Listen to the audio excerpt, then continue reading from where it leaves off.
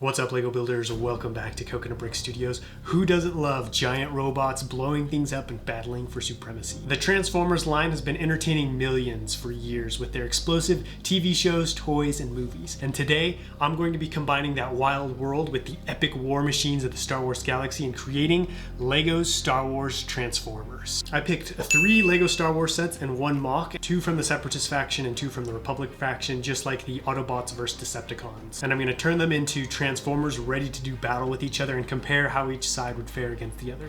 I do want to note that this isn't going to be a 1-to-1 scale recreation, and I'm not going to be using just parts from each set, but instead building Transformers that represent what each vehicle could look like in robot form. I took a lot of inspiration, got a lot of help from Ed Hayes on Instagram. He's a mech building master. I'll put a link to his Instagram page in the comments if you want to check him out. But if you're ready to see some Lego Star Wars Transformers, don't forget to execute Order 66 on that like button, and let's get started. When I think of Transformers, I think of big, beefy machines. And so what better vehicle to transform first than the Trade Federation MTT? It's basically a huge brown wrecking ball with blasters on the front. I also want each robot to match the look and function of the vehicle it's representing. So this is going to be some kind of huge blocker or mobile shield. It's going to need big, wide feet that will help it stand its ground under heavy fire from rockets, artillery cannons, or whatever else the enemy is going to throw at it. I'm also a huge fan of animals, so you might see some inspiration from the animal kingdom creep into some of these builds. Honestly, I probably should have waited to make this video until the new Transformers Rise of the Beasts movie comes out, which is going to be epic. Because this mech will be so big, I'm using large 2x2 ball joints,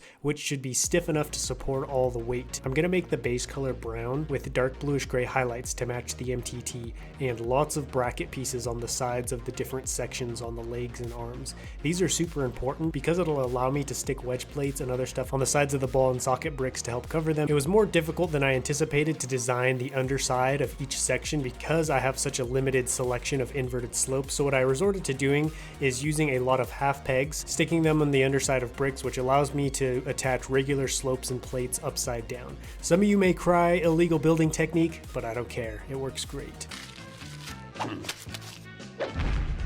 Not on my watch. Once all the individual sections are completed, it's time to assemble the legs. This will help me gauge how big the body needs to be. I brick built a body and stuck headlight bricks in the front and back. This will allow me to connect larger slope pieces to act as armor and give the body a less blocky and more natural looking shape. I didn't show how I built the body. It was hard enough trying to design one without doing a time lapse as well, plus there was a lot of tearing apart and rebuilding. Now it's time for the head. I wanted something blocky and mean looking, and I was going for gorilla but ended up with something a little bit more pig-like.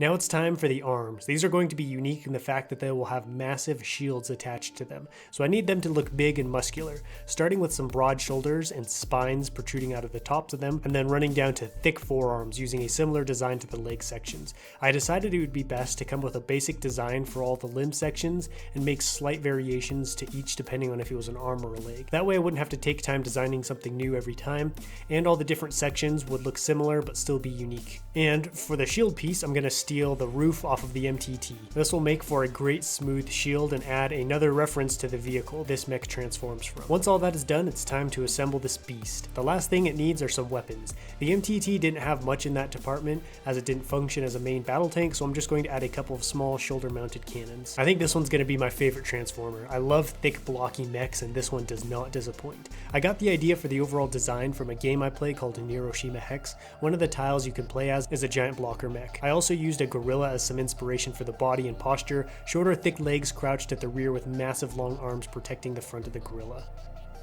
Now it's time to build the Gorilla MTT's opponent from the Republic side of things, and what better vehicle to pick than the coolest walker in the galaxy, the ATTE.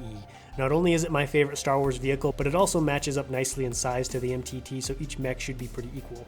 Once again, I'm starting with the feet.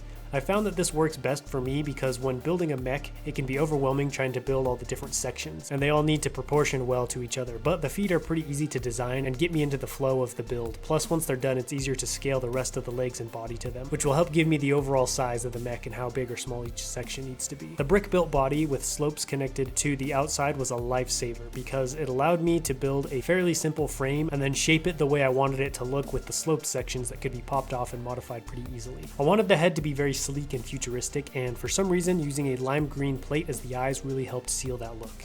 The ATTE has a massive main gun, so I wanted this mech to act as an artillery support with a large shoulder-mounted cannon. But he still needs some arms, so I'm going to give him some broad shoulders as well. These arms are going to be a little bit more sleek and small than the gorilla mech since he doesn't need to walk on them. But I can't let him go into battle empty-handed, so I'm going to make a round buckler for melee combat and put blades around the edges so he can use it to slice at his enemy. The mighty ATTE Transformer, regal and proud, the perfect representation of the might of the Republic. I used a rhino as inspiration, which is probably hard to see because it was pretty subtle and mostly with the feet and legs, and coloration. And he also has one large gun just like the rhino single horn. I decided since he'll be used in more of a support and artillery capacity, he didn't need a secondary weapon, plus he's got the shield to defend and attack in close quarters. I want to build a couple of Minicon style Transformers, which are basically mini Transformers. For the Separatist side, I'm going with the classic blue stab speeder that transforms into a little mech with a gun. For the Republic, I'm building a small walker that transforms from an AT-RT. This was the one Transformer that came from a mock and not a LEGO Star Wars set, and I probably did the worst job proportion-wise with this one, in comparison of the transformed robot to the walker. Clash of the Titans, Rhino vs. Gorilla, MTT vs. ATTE.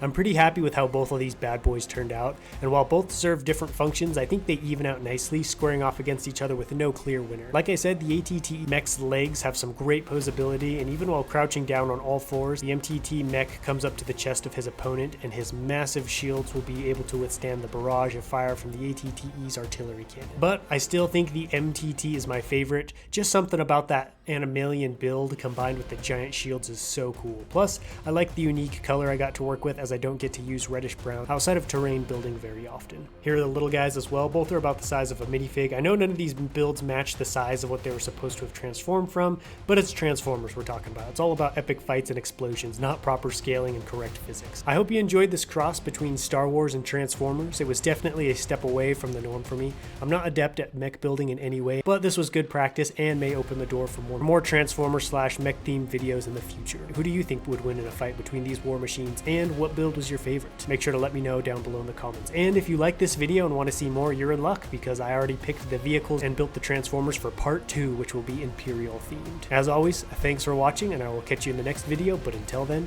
happy building.